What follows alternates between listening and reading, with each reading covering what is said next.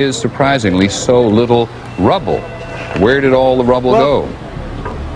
It's a very good question, Peter, and I have asked some people who've been doing some of the rescue and recovery work this morning. If you look behind me, you can see the very remains, the skeletal remains of the World Trade Center.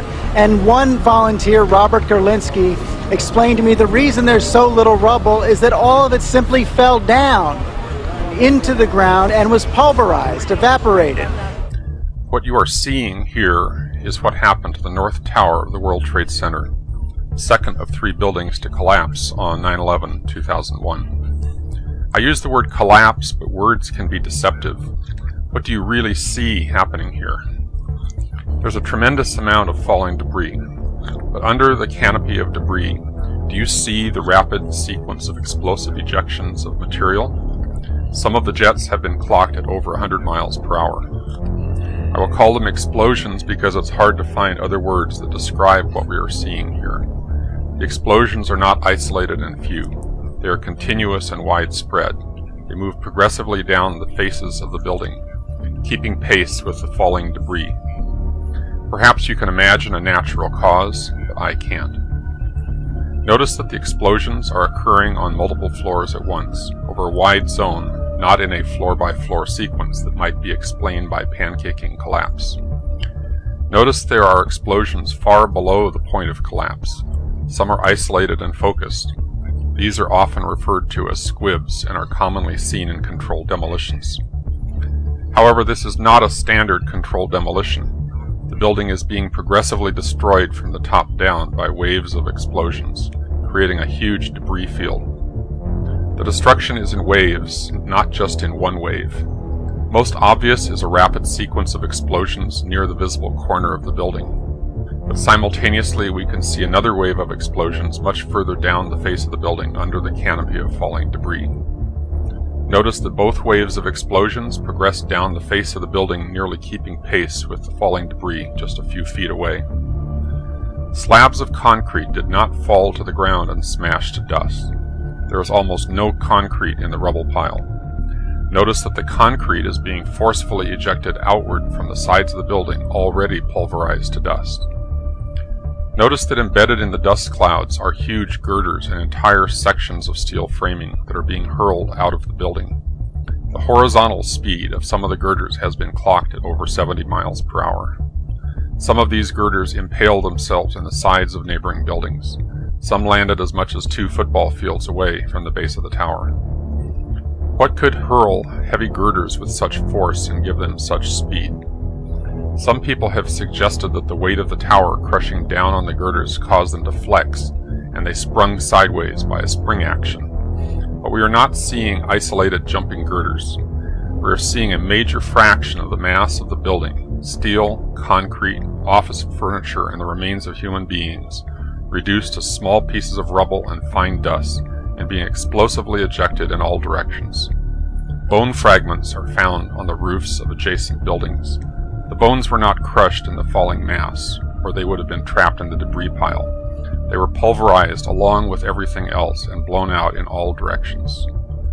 The NIST investigators have claimed that the top section of the building above the plane impact point came down like a pile driver, crushing the undamaged lower section of the building all the way to the ground. Can you see a pile driver? It does not appear that the building is being crushed by anything. The waves of destruction and explosive ejections of material are occurring over a wide zone that continues all the way to the top of what remains of the building. The scientists at NIST did not model the collapse of the towers. Their analysis was gravely flawed in many ways, but the biggest flaw was that the scope of their investigation was artificially limited. They took their analysis only to the point of initiation of collapse, as though all that followed was inevitable and needed no explanation. The scope of their investigation was artificially limited to what might have happened or could have happened to begin the collapse. What they explicitly did not take into account is what actually happened. By limiting their investigation to the natural precursors of collapse, plane damage and the fire, they ruled out from the start any possibility of discovering evidence of planned demolition. In other words, anything that occurred during the collapse itself, such as the evidence you're seeing here, was explicitly scripted out of the investigation. Any analytical model of the collapse, no matter how simple or how sophisticated, is a bad model and bad science if it does not come back full circle to explain the actual observations. What do you see?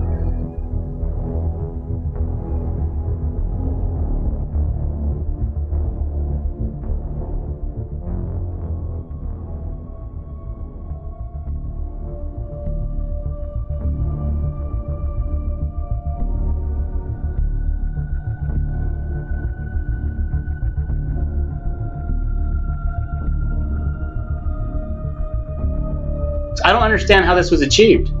Yes, there were bombs going off in the Twin Towers. Pay attention to videos, you can see some of these flashes going off.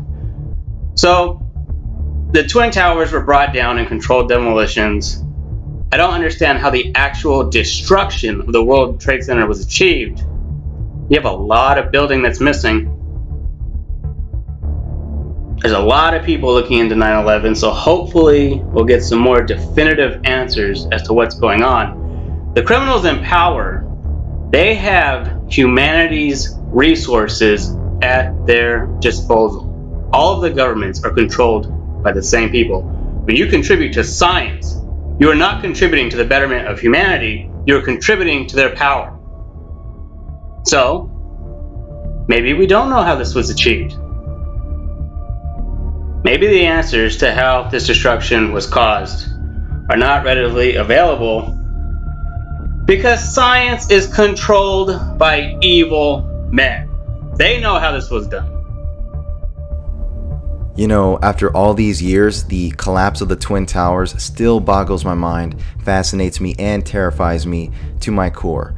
Every now and then, whenever I converse with a person who believes in the official story of 9/11, I like to tell them to simply just look carefully at the 9/11 tower collapse footage and in slow motion to fully process what you're looking at. I try to tell them, if you carefully and slowly process what you are actually looking at, you can begin to see 9/11 in a brand new light.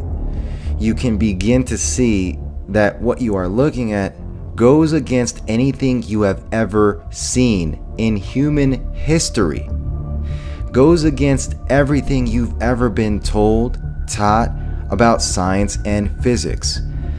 The bottom line is, what you are looking at here is physically impossible if you are to base this on the official explanation of the cause of this collapse. This is not normal. What you are looking at is not normal. And that's the bottom line.